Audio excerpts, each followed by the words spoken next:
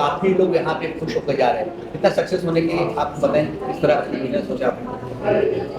Dada Saheb Phalke award जब मेरे पास जो ऑर्गेनाइजर्स आए और जब उन्होंने मुझे बोला कि ये अवार्ड करना है, तो ये पहले से ही मेरे आदर्श रहे हैं और इनकी मेहनत, इनकी लगन, इनकी ऊर्जा, इनका जो काम को लेके लगन, काम करते करते आंखों को खोना, 2-4 चश्मों की मदद लेके फिर भी अपने इरादों पे मजबूत रहना। आज जिन सुपरस्टार्स को हम सुपरस्टार्स बोलते हैं, जिनको पद्मश्री देते हैं, पद्म भूषण देते हैं, जिनको सुपरस्टार बोलते हैं महाराष्ट्र, एक बात का मुझे बहुत दुख है कि जिसने बीज बोया, जिसने खेत उगाया, फसल सबने काटी, लेकिन क्रेडिट उसको नहीं दिया गया। बहुत देर लगी भारत सरकार को भी बाबा साहब फाल्के को पहचानने में, लेकिन मैं उनको बहुत अच्छे से फॉलो करता हूँ, जानता हूँ, जिन्होंने अपने हर एक चीज़ों को, अपने पत्नी के गहनों को भी गिरवी रखने वाला आदमी, फिर भी आपको पता है 1870 उस समय जब फिल्म इंडस्ट्री को इतना बड़ा मान सम्मान नहीं था, पहले फिल्म इंडस्ट्री जब उन्होंने पहली फिल्म, आपको शायद पता नहीं, पहली फिल्म बनाई उन्होंने राजा हरिश्चंद्र भी अपने आप में एक थे, उनके बारे में क्या बोलना।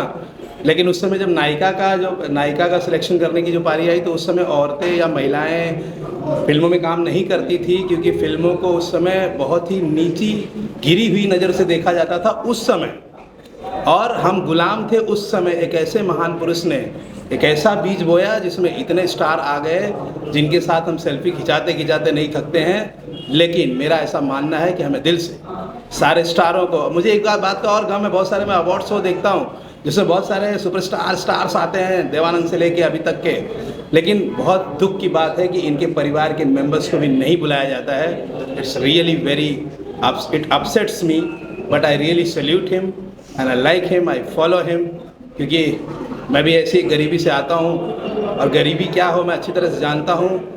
और वो तो मुझसे भी कठिन थे, बाप रे, उस समय तो गुलामी थी, गरीबी थी, सब कुछ था उसमें। उन्होंने इतना बड़ा बीज रखा जिसको हम लोग आज इतना फॉलो करते हैं और इंडस्ट्री को इतना फॉलो करते हैं, तो ये सब उनकी देन है। Thank you so much. सुनिए, आप समाज सेवक भी करते हो, बीजेपी के भी आप लीडर, मतलब कार्यकर्ता भी हो, मोदी सरकार आ गया, आपको पार्टी है, क्या बताए, क्या नेक्स्ट स्टेटमेंट, क्या मैसेज देना चाहता हूँ? देखिए, मैसेज तो क्या है कि मोदी सरकार जो है हमारी, एक्चुअली मोदी सरकार जो आई है, हम लोग बीजेपी से हैं, हम अपने सरकार अगर आएगी तो अच्छा ही लगेगा, क्योंकि कोई भी फिल्म अगर आपको अच्छी लगती है तो आप ट्रेलर पे तो छोड़ेंगे नहीं।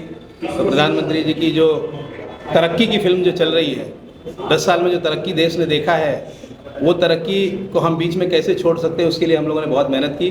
5 साल तक हम शायद क्लाइमेक्स तक जाएंगे और अगले 5 साल में हम अपने जो बचपन से पढ़ते आ रहे हैं कि भारत विकासशील देश है, उस सपने तो बहुत पूरे हुए। 370 हटा, राम जी आए, 500 साल लग गया, अपने ही आज़ादी अपने ही देश में ढूंढना पड़ता है। राम मंदिर कहाँ बनेगा, कृष्ण कैसे बनेंगे, कैसे बैठेंगे, वाह रे अपना देश। लेकिन सलाम है, मैं दिल से बहुत रिस्पेक्ट करता हूँ मोदी जी को। ऐसा एक प्रधानमंत्री जो सनातन की बात करते हैं, ऐसा एक प्रधानमंत्री जो राम मंदिर बनाने के बाद जो सबसे नीचे तबके का वर्ग है, जो मजदूर हैं, उनके पैरों को धोते हैं, सल्यूट है। क्योंकि ताजमहल भी बना था, लेकिन उसके लोगों कारीगरों के हाथ कटवा दिए गए थे, शायद आपको याद है।